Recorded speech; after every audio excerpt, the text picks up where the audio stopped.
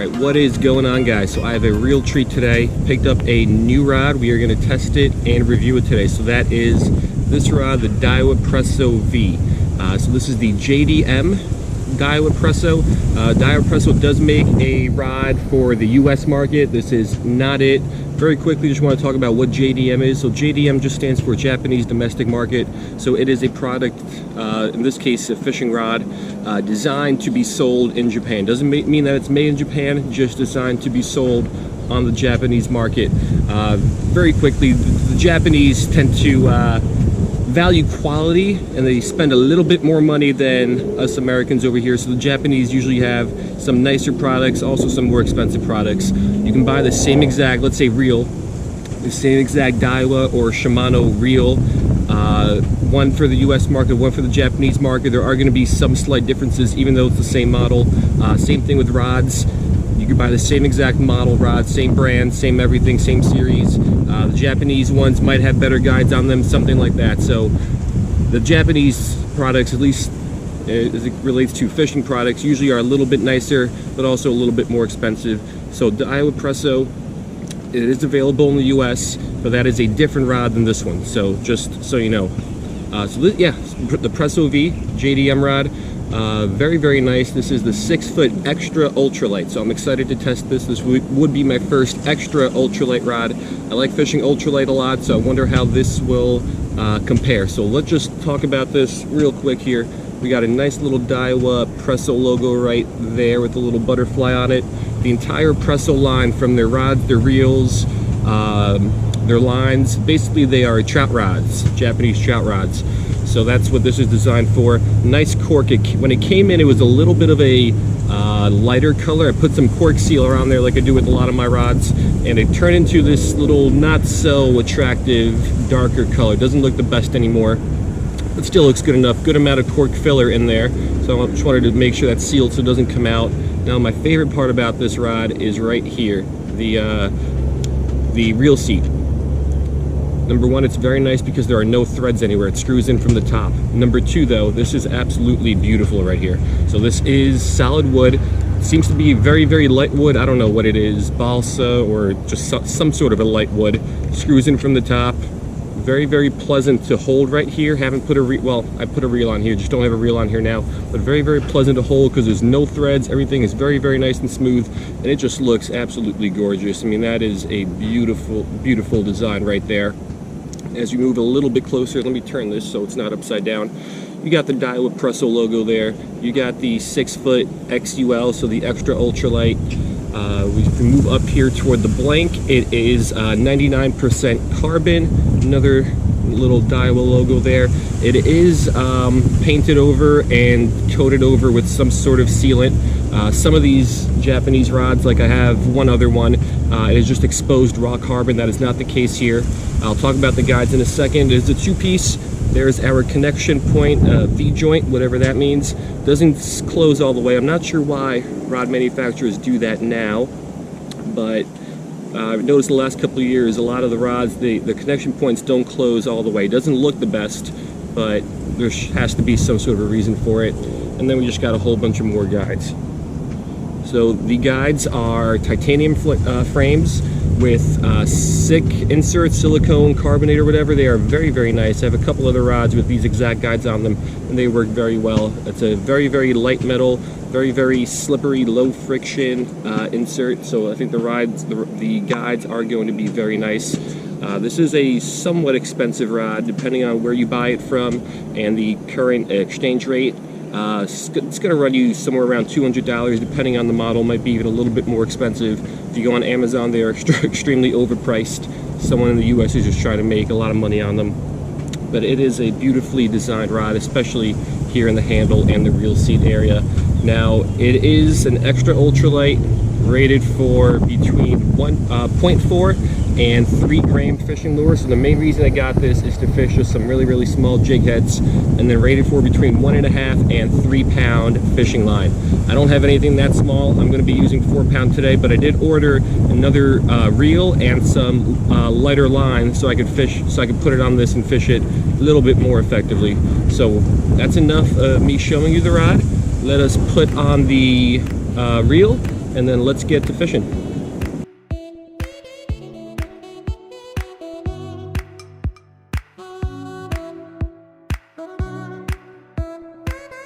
All right, so 1/64 ounce jig head, little pink trout magnet, soft plastic.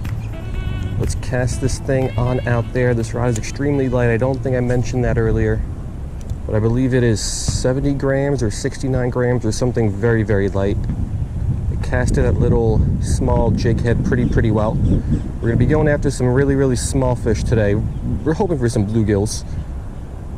I would like to get those, and I'm going to try to stay away from the lily pads just in the beginning here, because I don't want to hook into any sort of fish and get pulled into the lily pads, because I'm still not sure how this extra ultralight is going to react to some bigger fish or even some smaller fish here.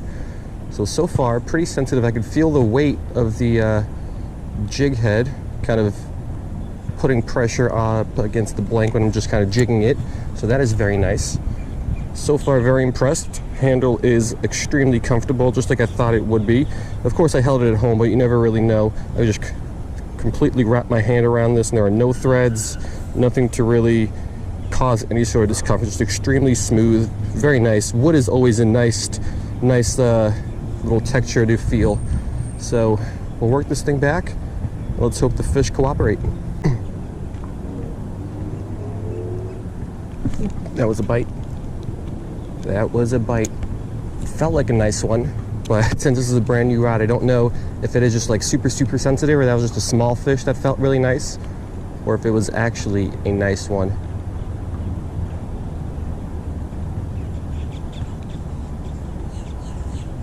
There we go, fish on. Oh, this feels nice. That's a nice little bluegill. Let's get this guy up here. First fish on the new rod. All right, first fish on the new rod is this nice sized bluegill, not a monster, but a respectable 7-8 incher. Let me talk about this rod a little bit as soon as this guy is released. All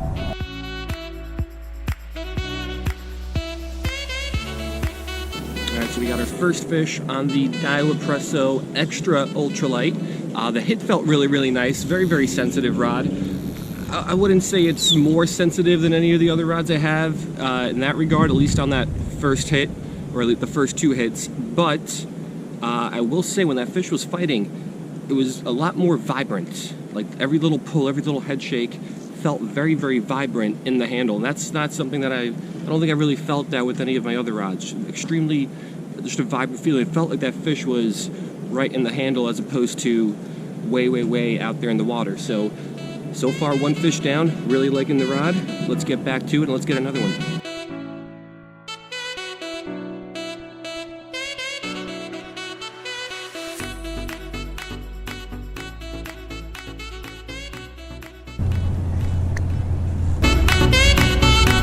Fish on. That was a nice little hit.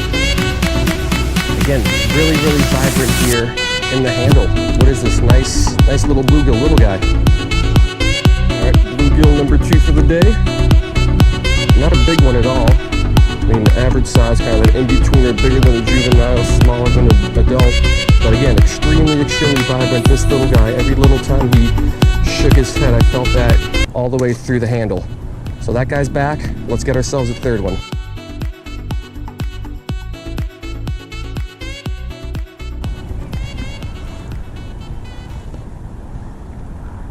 There we go, fish on. Very next cast. This one feels a little bit bigger. Then again, I don't know what these fish feel like on this rod yet. That's a nice sized bluegill. Again, extremely vibrant. I don't know if you can see the rod tip, but it reacts extremely aggressively to every single move this fish makes. All right, might be the biggest bluegill of the day. Again, not huge, but a nice 8, maybe a 9 incher. And once again, extremely vibrant feeling every time this guy shakes his head. I hope you guys can see the rod tip, because when this guy moves, that rod tip goes flying. But that guy's back. Let's get ourselves a fourth.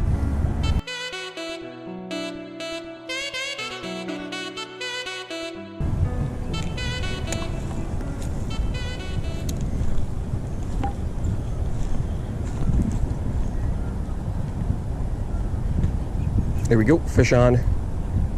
once again, try to look at the rod tip, because every time this fish pulls, it's a very parabolic type of action, and then when it kind of bounces back,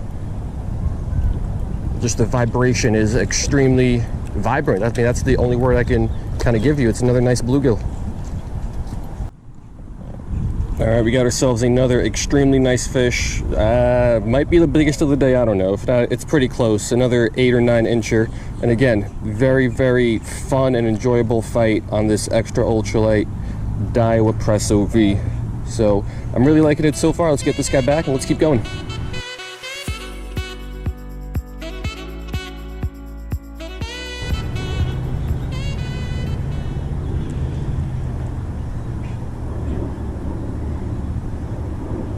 There we go, fish on.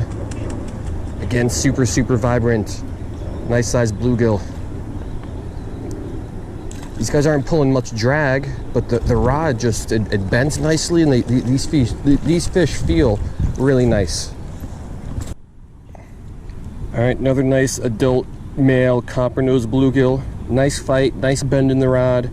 They haven't pulled too much drag today. My drag set pretty loose. I wonder if that's because they're like the rod's bending more and the rod's absorbing more of the stress than my other rods. That's just a complete guess, but we got another nice fish.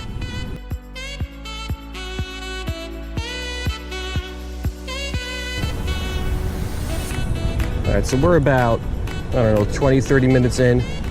Caught a handful of fish, and I've got to say, there's 3 things I really, really like about this rod, in no particular order.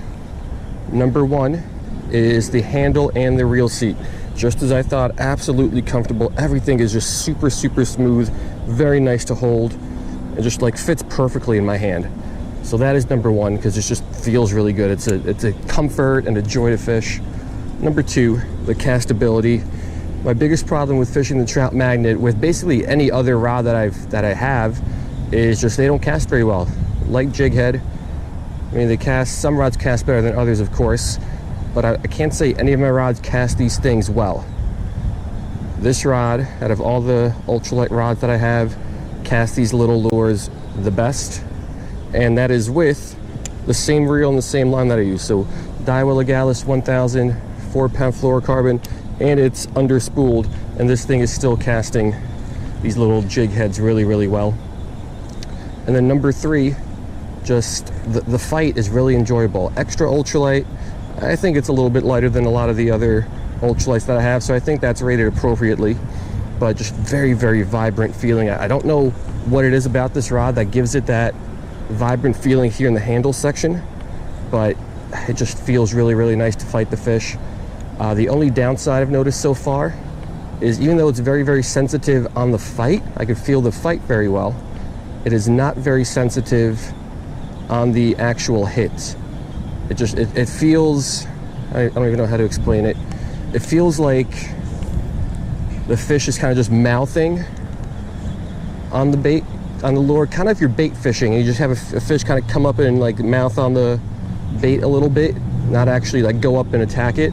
That's what all these hits feel like, from the little fish and the big fish. I feel them, just the hits aren't very vibrant, which is weird because it's extremely vibrant once I actually hook the fish. But let's keep going. Let's try to get a couple more here.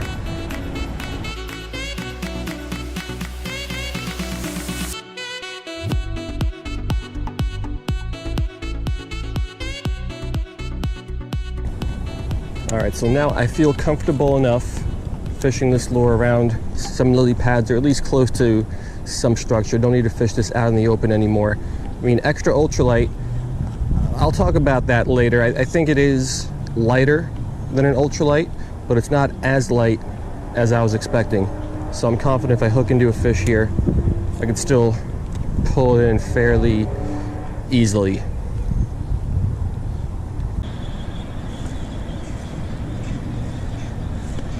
Here we go, fish on. Oh, this one's a little bit bigger. I think it's a Mayan. Oh, where is he? I think, oh, he's over there. So he's in the pads. So, okay, let's see if we can work him out of the pads now. Oh, that wasn't too hard. Hold up. No, he's wrapped up around that big one. So this was, there, he's out. This was the one challenge. that I was not sure how I would react to. But so far this rod is managing these lily pads fairly well with a nice sized mine cichlid. Pulled a little bit of drag. Let's flip this guy on up here. Alright, first mine of the day. Not a big fish, but these guys always fight very well. That rod, it was challenging, but still able to pull this guy out of the lily pads.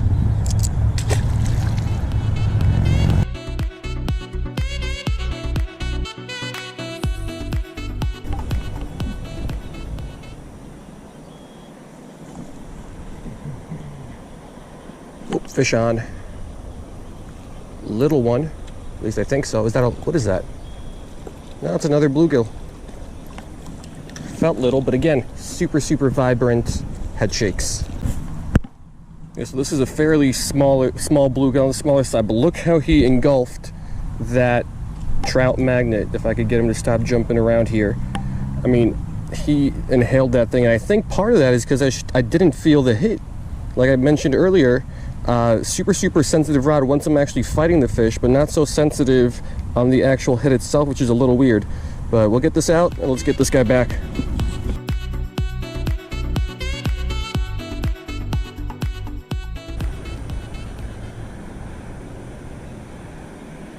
There we go, fish on. Again, didn't even feel the hit. Just when I went to jig this thing up, I felt a little bit of weight. One more bluegill. Alright, another medium-sized bluegill. Again, he basically engulfed this jig head. Like, I didn't feel the hit. Just when I went to jig it, I felt a little bit of weight and pressure on there, so I knew there was a fish on. But I just don't know why I'm not feeling these hits so well, because the fish, I can feel every single head shake when they're fighting. But we'll get this guy back, and this might be our last one.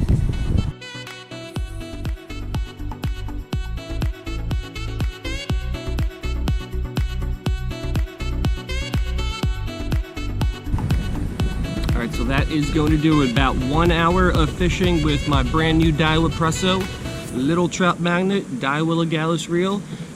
Pretty good day of fishing. I don't even know how many bluegills I caught, but it was a good amount. One nice mine cichlid. So I talked a lot about the Presso and everything I wanted to say about it while I was fishing. So this is probably going to be more of a little recap, but one thing I just noticed is there is no hook keeper. I didn't notice that earlier. Just right now when I was getting ready to put this thing on, there's nowhere to put it. So how are you going to sell a $200 rod and you can't put a 50-cent hook keeper on there? But anyway, so quick recap here. I do really like the Daiwa Presso. So the two questions I always ask is, number one, do I like the rod? That is a yes, I do really like the rod. And the second question, the more important question, is would I buy this rod again? That's a little bit tougher to answer. I would still say yes. However, I just wish it was a little bit more sensitive on the hits. And maybe if I get a different line, maybe some polyester line, that might help a little bit. But it's just a little tough to feel these hits. Like these last two fish really didn't feel it at all. Even in the beginning there, I didn't show it on video, but sometimes when this lure would be pretty close to me, like toward the shallows, I can see my lure disappear because the fish has it in its mouth, or at least the tail in its mouth. And then I don't even feel that hit going on where I could visually see it right there. So I don't know what's up with that. I thought it'd be a little bit more sensitive on the hits, because even when I'm just jigging it, I could feel the weight of the lure kind of just pulling on the rod tip. So I don't know why I don't feel the hits that well. Anyway, once the fish is hooked though, I think it is a very nice rod. Very vibrant, very enjoyable to fish, partially because the handle is absolutely perfect. I mean, no threads, nice and smooth, beautiful design, great to hold, but very, very vibrant. It feels like the fish is right there on the handle. It doesn't feel like the fish is 20, 30 feet away or however far away it is.